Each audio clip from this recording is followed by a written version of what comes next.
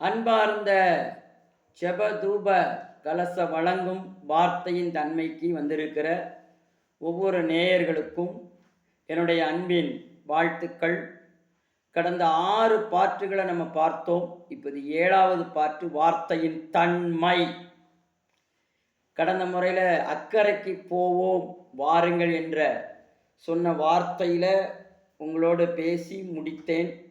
நாம் இன்றைக்கு பார்க்க போகிற வார்த்தை நிலத்தை பற்றி இயேசு சொன்னது என்னது என்பதை பார்க்க போகிறோம். நம்ம எல்லாரும் கண்களை மூடி நீண்ட நாளுக்கு பிறகு உங்களோடு கூட நான் இந்த வீடியோவில் சந்திப்பதிலே மிக்க மகிழ்ச்சி அடைகிறேன். தலைகளை தாழ்த்தி கண்களை மூடுவோம். அன்பின் பரலோக பிதாவே, ஆசீர்வதிக்கப்பட்ட நல்ல நாளுக்காக ஸ்தோத்திரம். வார்த்தையின் தன்மை, வார்த்தை ஜீவன் உள்ளது, வல்லமை உள்ளது, வீரியம் உள்ளது. இயேசுவின் நாமத்தினாலே இதை நாங்கள் பார்க்கிறோம். எங்கள் வாழ்க்கையில் செழிப்பு உண்டாகட்டும், சுகம் உண்டாகட்டும், பலம் உண்டாகட்டும், இயேசுவின் நாமத்தினாலே ஆமென். பிரியமானவர்களே, கடந்த முறை நாம் பார்த்தோம், அக்கறைக்கு வாருங்கள் என்று இயேசு ஒரு வார்த்தையை சொல்லி அவர்களை அக்கறைக்கு சொல்லும் பொழுதுக்கு வார்த்தையை கொடுத்து கொண்டு போனார் என்று 6வது பாட்டில் பார்த்தோம். அதில் கடைசி பார்த்தோம், நம்ம என்ன பார்த்தோம்னா, இருதயத்தின் தன்மையை பொறுத்தே அமையும் நம்முடைய வளர்ச்சியை நாமே தீர்மானிக்கிறது. நம்முடைய இருதயத்தில் தான் அந்த வளர்ச்சியை தீர்மானிக்கிறது என்பதை நம்ம கடைசியாக முடித்தோம். ஆனால் இன்னைக்கு நிலத்தை பற்றி இயேசு சொன்னதை நாம் பார்க்க போகிறோம். நிலம் என்பது நம்முடைய இருதயம், மறந்துவிடக்கூடாது. நிலம் நம்முடைய இருதயம், நம்முடைய மனம், நம்முடைய சிந்தை, நம்முடைய அறிவு, நம்முடைய ஆத்துமா, நம்முடைய ஞானம், நம்முடைய புத்தி. அப்ப இங்க சொல்றாரு இயேசு, மனிதனுடைய இருதயம் எப்படி இருக்கிறது என்று இயேசு சொன்னார். ஒரு மனிதனுடைய இருதயம் எப்படிப்பட்ட இருதயம் என்று இயேசு சொன்னார். மார்க் எழுதின சுவிசேஷத்துல 4ஆம் அதிகாரத்துல 15வது வசனத்துல இயேசு சொல்றாரு, என்ன சொல்றாரு அப்படின்னா, வசனத்தை கேட்ட உடனே சாத்தான் வந்து அவர்கள் இருதயத்தில் விதைக்கப்பட்ட வசனத்தை எடுத்து போடுகிறான். முத ஒரு மனிதனுக்குள்ள விதைக்கப்படுகிற வசனத்தை சாத்தான் வந்து அவன்கிட்ட இருந்து எடுத்து போடுறான் என்பதை நம்ம பார்க்கிறோம். வார்த்தையின் தன்மையை இருதயத்தில் தங்க விட மாட்டான். நீங்கள் இன்னைக்கு ஒரு நோயோட இருப்பீங்க, இல்லை ஒரு கஷ்டத்தோட இருப்பீங்க, ஒரு பிரச்சனையோட இருப்பீங்க, ஒரு மன உளைச்சலோட போயிருப்பீங்க. ஒன்று நீங்கள் சபைக்கு போயிருப்பீங்க, அங்கே குருவானவரோ இல்லை ஃபாதரோ இல்லை போதகரோ இல்லை சுவிசேஷகரோ இல்லை ஒரு அப்போஸ்தலரோ ஒரு தீர்க்கதரிசியோ ஒரு சுவிசேஷகரோ ஒரு டீச்சரோ ஒரு மேய்ப்பனோ ஒரு வார்த்தையை சொல்வார்கள்.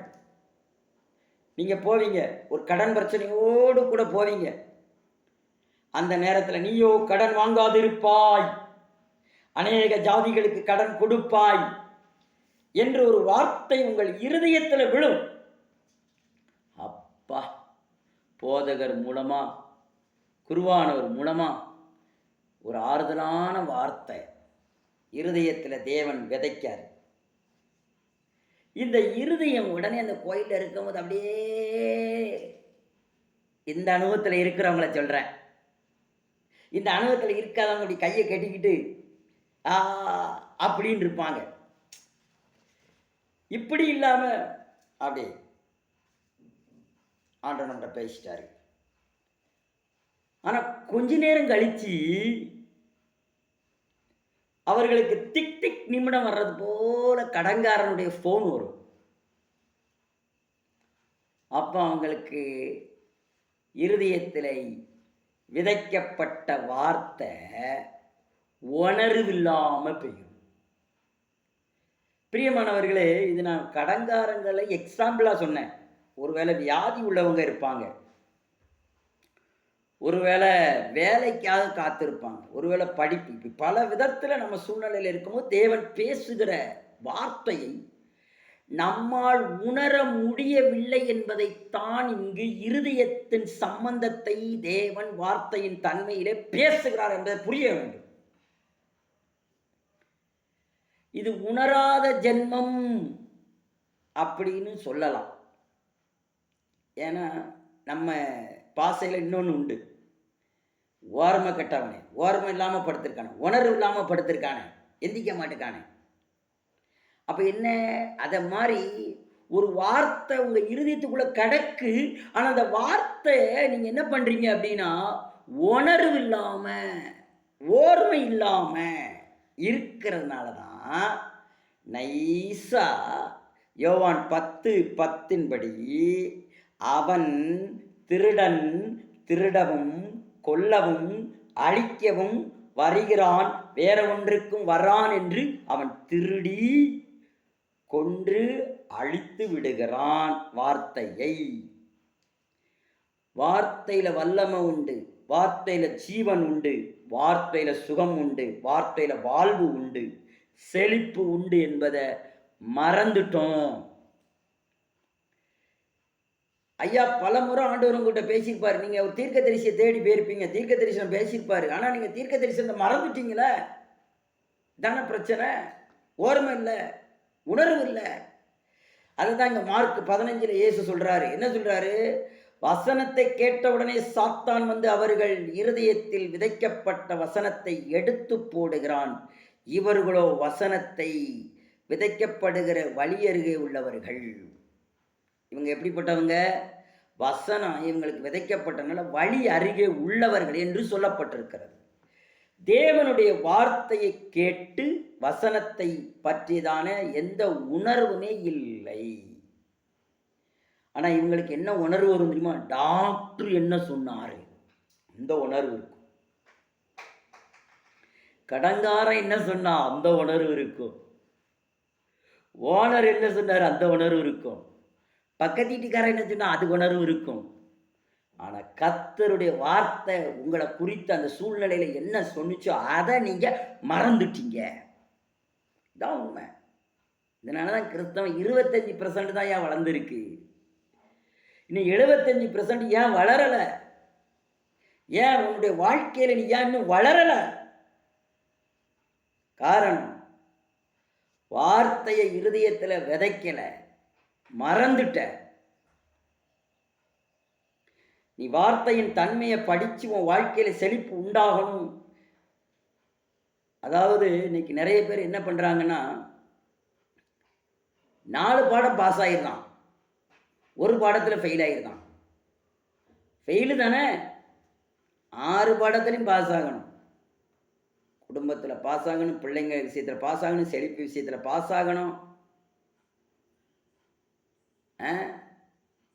எல்லா விஷயத்திலையும் பாஸ் ஆகணும். அதுதான் நமக்கு மெயின். அதுதான் வார்த்தை. பாருங்க, தேவனுடைய வார்த்தையை கேட்டு வார்த்தையை பற்றிதான எந்த உணர்வுமே இல்லை. அவனுடைய இருதயத்திலிருந்து சாத்தான் விதையை எடுத்து விடுகிறான் என்கிற வார்த்தையை குறித்ததான உணர்வும் மிகவும் இல்லாம போய் இருக்கான். இல்லை, நான் அவனுடைய இருதயத்தில் சாத்தான் விதைத்ததை எடுத்து விடுகிறான், வார்த்தையை குறித்தான உணர்வு மிகவும் அவசியம் என்பதையும் நம்ம கவனிக்கிறது இல்லை. பாருங்க, அவர் சொல்றாரு மத்தேயு 13:19 சொல்றாரு, இதோ இந்த உவமையை பார்த்தால் அதில் உணராமல் புரிந்து கொள்ளாமல் என்று தான் சொல்லுகிறார். உணரலையாம், புரிந்து கொள்ளலையாம். இப்ப எப்படி இருக்கு? புரிந்து கொள்ளுதல் மிக மிக அவசியம், உணர்வதும் மிக மிக அவசியம் என்பதை நாம் புரிந்து கொள்ள வேண்டும்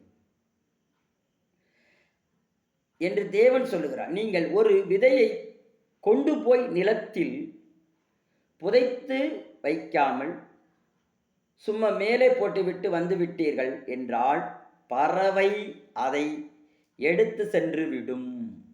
ஒரு விதையை கொண்டு மண்ணுக்குள்ள புதைக்காம சும்மா மேலோட்டமா போட்டுட்டு வந்துட்டா பறவை என்ன பண்ணும்? வந்து கொத்திட்டு போயிடும். அந்த பறவை தான் பிசாசுங்காரு. பறவை எடுத்துட்டு போயிடும். அதை நீங்க மேலோட்டமா போட்டுவிட்டு வந்து விடுகிறீர்கள் என்றால் பறவை அதை எடுத்து சென்று விடும். தேவனுடைய வசனம் என்ன சொல்லுகிறது என்றால், வசனமாகிய விதையை உங்கள் இருதயமாய் நிலத்தில் மீது விதைக்காமல் சும்மா விடுகிறீர்கள் என்றால் உங்கள் வாழ்க்கையில் பயன் வராது, பலன் இருக்காது என்று சொல்லுகிறார். ஒரு பலன் வரணும்ல, பயன் வரணும்ல. எத்தனை வாரம் போறீங்க? ஞாயிற்றுக்கிழமை 52 வாரம் போறீங்க. 52 வாரம் ஆண்டவர் உங்ககிட்ட பேசுறாரு. அதை நீங்க பயன் இல்லாமையே மேலோட்டமாவே உங்க விதையை எடுத்து என்ன பண்ணிட்டீங்க? போட்டுட்டே போறீங்க. பயன் வரலையே. இதை பத்தி உங்களுக்கு உணர்வு இல்லை.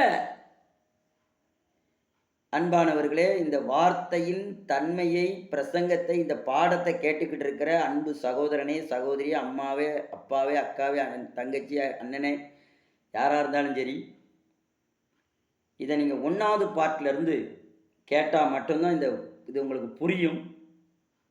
இதை நீங்கள் என்ன பண்ணணும் அப்படின்னா, சப்ஸ்கிரைப் பண்ணுங்கள், லைக் பண்ணுங்கள், ஷேர் பண்ணுங்கள், இந்த நம்பரை கொடுங்க. நான் ஆன்லைனில் தனியாக பர்சனலாக பாடம் சொல்லி கொடுக்குறேன்.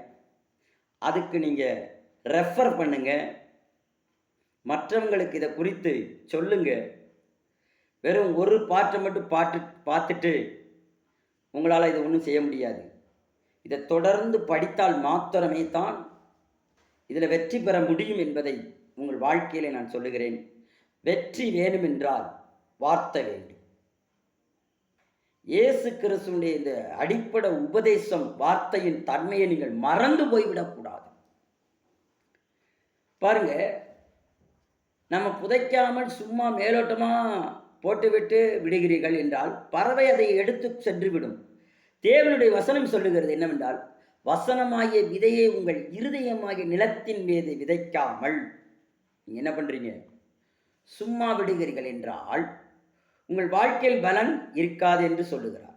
என்றுமே வேத வாக்கியத்தை மற்றவர்களுக்கு நம்ம ஈஸியாக சொல்லிட்டு போயிடுவோம். ஆனால் நம்ம வேத வசனத்தை படிக்க வேண்டும். தேவன் எனக்கு என்ன சொல்லுகிறார் என்று படிக்க வேண்டும். ஒரு நாளைக்கு ஒரு வார்த்தையாயிலும் நீங்கள் மனப்பாடம் பண்ணால் ஒரு வருஷத்தில் 365 வார்த்தை. ஒரு வாரத்தில் ஒரு நாளாச்சு ஒரு வார்த்தையை நீங்கள் படிச்சிங்கன்னா 53 வார்த்தை ரெஃபரன்ஸோடு படிக்கணும். மனப்பாடம் பண்ணுங்க. ஒருவேளை சொல்லுவீங்க, எனக்கு வயசு ஆயிட்டு, உங்கள் பேரண்ட் 500 ரூபாயை கொடுத்து விட்டு ஒரு பொருளை வாங்கிட்டு வான்னு சொன்னால் நம்ம வாங்கிட்டு வரான். ஒரு 100 ரூபாயை கம்மியாக கொடுத்தா மட்டும் அதில் மட்டும் உங்களுக்கு அறிவு ஞாபகம் வருது. ஏன்னா 500 ரூபா கொடுத்தேன், 100 ரூபா தானே அந்த மாத்திரை, 400 ரூபாய் எங்க 300 ரூபா தந்திருக்கேன்னு அப்போ மட்டும் உங்களுக்கு அறிவு வரும், நினைப்பு இருக்கு. வசனத்தை நினைக்க சொன்னால் மறதி வந்துடுதோ? அன்பானவர்களே, மறக்கக்கூடாது. பாருங்க, படிக்க வேண்டும். தேவன் எனக்கு என்ன சொல்லுகிறார் என்றே படிக்க வேண்டும். எனக்கு என்ன சொல்றாருன்னு தான் படிக்கணும். மற்றவனுக்கு என்ன சொல்றாருன்னு படிக்கக்கூடாது. மிக அவசியம். இந்த வார்த்தை மிக மிக அருமையான வார்த்தை.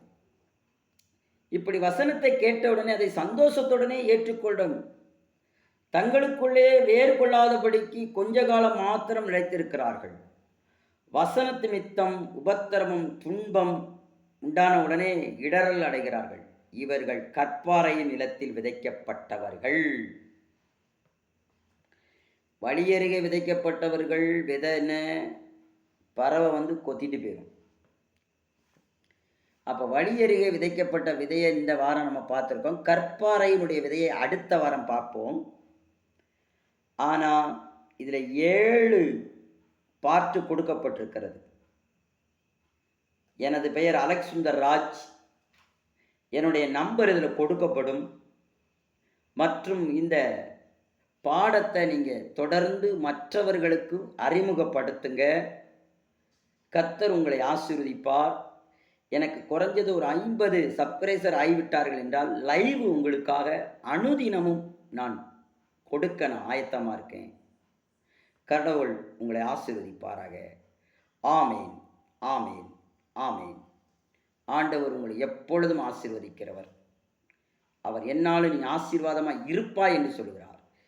கர்த்தாவே உமக்கு நன்றி செலுத்துகிறேன். இயேசுவின் நாமத்தினால் இவர்களை ஆசீர்வதிக்கிறேன். ஆமேன்.